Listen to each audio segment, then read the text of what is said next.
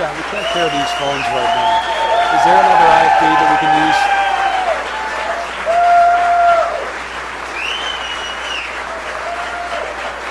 Well,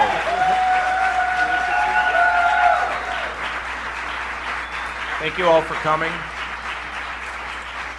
Well, of course, the first thing I have to do is to thank my great wife, Karen, for the fact that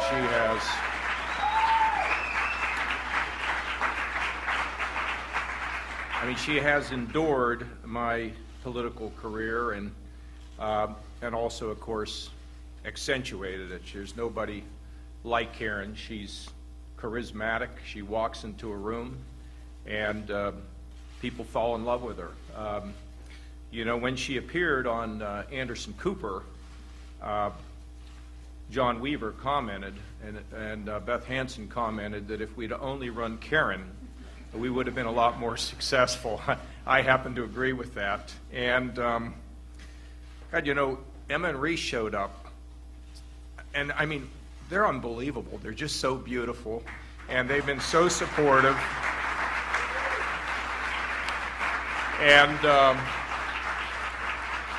they've traveled with me around the country as well, and it was always such a delight to have the family on the road. And as their principal had said, don't let education get in the way of learning. And I think that they learned a great deal. And of course, I want to thank the Worthington Christian staff, and particularly Buzz Imboden, for their patience and willingness to kind of look after our family. It was terrific. Our staff, nobody has ever done more with less in the history of politics than what this staff has done. I mean, it's kind of always been this way. It's been a mystery to me, other than to say that I like to think that they think that they've been part of something bigger than themselves. And we all want to be part of something bigger than ourselves. And I think we do it with honesty and integrity. And as a result, I think I know, and I sure hope and pray that they feel that this experience that they have had in this campaign has improved and in some way changed their lives for the better. And so I'm looking forward to being able to spend more time with them. The volunteers, just amazing. I don't know how many, 800 people we had. Is it 800 people that went to New Hampshire? People who went to Michigan, people were in South Carolina. I mean, I would show up places and there were like people I knew, and I'm like, why are you here? And but they were believers, and I could never thank them enough for the long car rides, and in the snows of New Hampshire they knocked on doors, and in the rain of South Carolina they knocked on doors. They really gave of themselves. My mother used to always say, never forget the volunteers, Johnny. And they were always the ones that have given me the octane, the fuel to be able to carry out my purpose. And I want to thank the people who gave the money, the financial resources. We never had all the money we wanted. We were probably outspent by 50 to 1. But we were never, ever daunted in that. And we just got up every day and did the best we can. And of course, a big thank you goes to Beth Hansen, who was the campaign manager and did everything that she could possibly do. Oh, and my dear, dear friend, Doug Price, who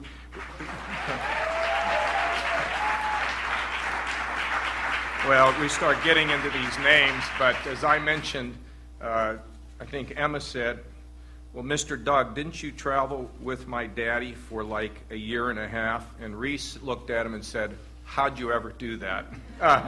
But we had a great time, and we're going to have a lot more fun in the future. And of course, the kitchen cabinet, I look at Joanne Davidson and Bob Klafke and Tim Trapepi, who The only guy I know that carried more luggage than an entire circus crew. I mean, it was just unbelievable. So, and I know I'm leaving some people out, but I want to thank every one of you. You know, I visited these beautiful, beautiful towns in New Hampshire. And people had really counted me out in New Hampshire, but when we hit our 100th town hall, it was remarkable. Those beautiful towns. I will never forget the people of New Hampshire. We moved from New Hampshire, you know, in the far east, all the way to the excitement of California. Even being able to sit in traffic in Los Angeles. It was a big part of, and I just love California and what it means to our country and the excitement that it breeds. Yeah, I remember we were in the Upper Peninsula of Michigan. Never knew where it was. Heard about it all my lifetime. I never knew it was actually located above Wisconsin. And we landed, and I remember everybody was looking at their phones, and I said, would you all please put down your phone, because this is a winter wonderland. This is magical, what we're seeing here, what the good Lord has given us. To the energy of Miami Beach, Florida, for one of the last debates, and you know, it was interesting. They didn't think I could make any debate, and I made all 13 of them. In fact, won a couple of them. As for my beloved Ohio, the people here,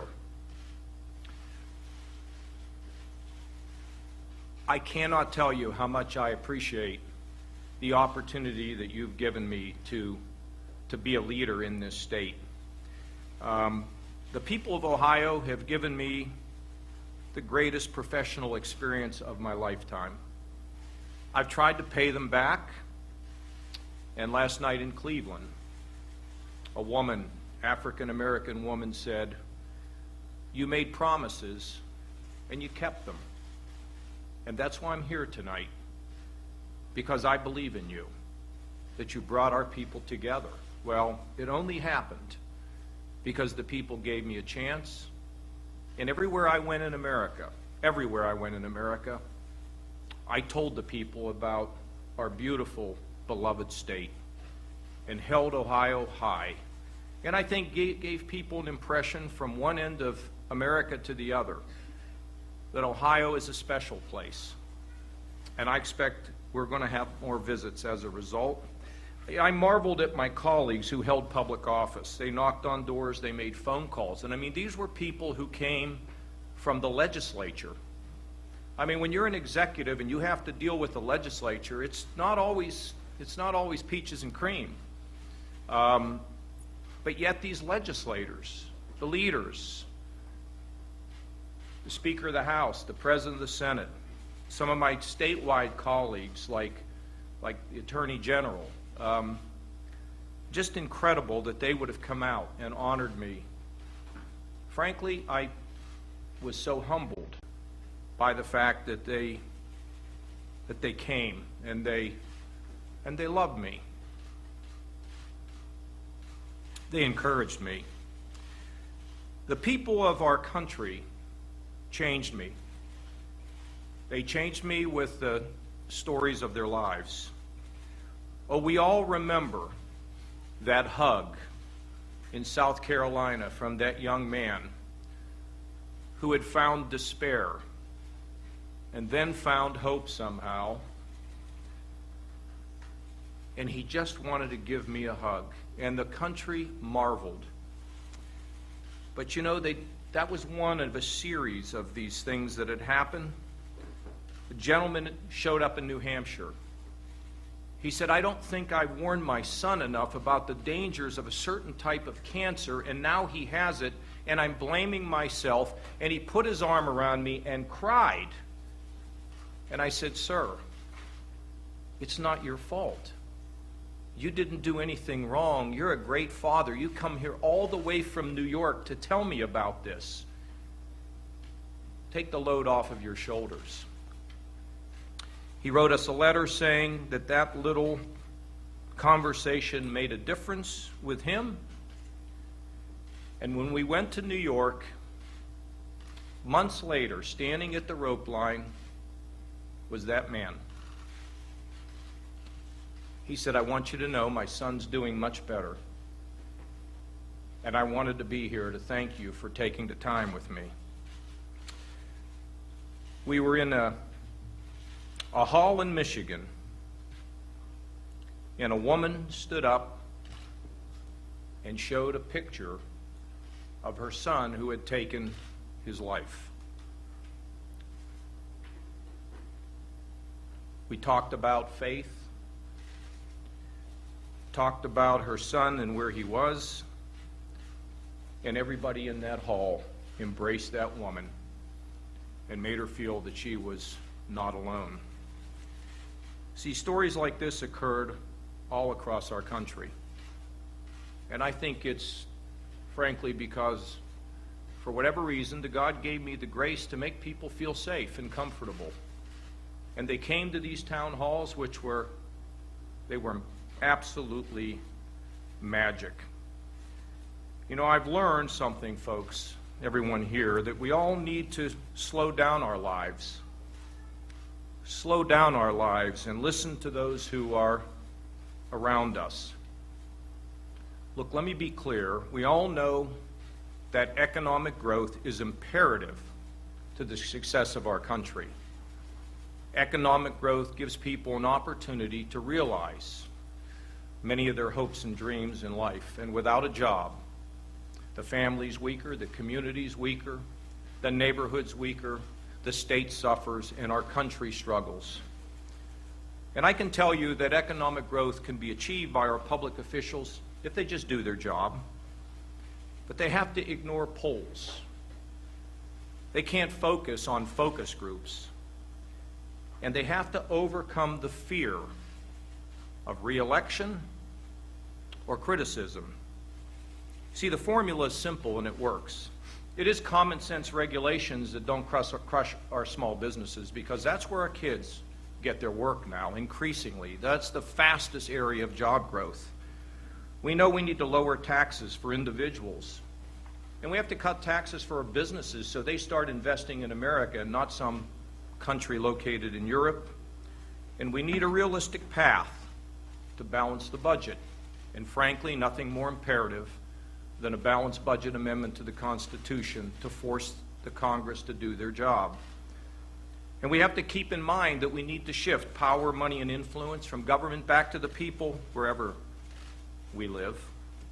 And we have to begin to run America again from the bottom up. However, the spirit, the essence of America lies in the hearts and souls of us. You see, some miss this message. It wasn't sexy. It wasn't a great soundbite. But I saw a young lady.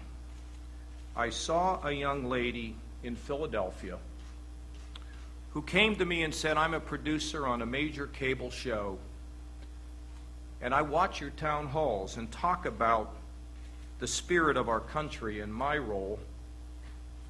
And she said, "You've affected my life." You see, I believe we all need to live a life bigger than ourselves. Yes, we need to live a life a little bit bigger than ourselves. We need to reach out to help lift someone else, because you know what? It comes to us naturally if we let it. You see, we are, as human beings, kind of hardwired to want to give someone else a lift, give someone else an opportunity. And when we reach out, it's so interesting, and when we reach out and help someone else, you see, what it does is it opens us, ourselves, to recognizing and receiving the help that we need in our lives. It's a virtuous circle. When we help someone else to rise, it opens us up to receive the things that we need in our lives, regardless of who we are. To paraphrase an old adage, I sought the greatness of America in her harbors and in her rivers, and I did not find it. I sought it in her fertile fields and boundless forests, and did not find it. I sought her greatness in her halls of Congress, and I did not find it. You see, after this campaign, I see it in us when we come together, when we lift one another with our eyes on the horizon. Throughout my campaign, I have said the Lord may have another purpose for me. And it set all the pundits of Twitter. Does that mean he's not committed or he's not focused or he's not energetic? It showed to some degree how little they understand about life. You see, I have always said that the Lord has a purpose for me as he has for everyone. And as I suspend my campaign today, I have renewed faith, deeper faith, that the Lord will show me the way forward and fulfill the purpose of my life. Thank you, and God bless.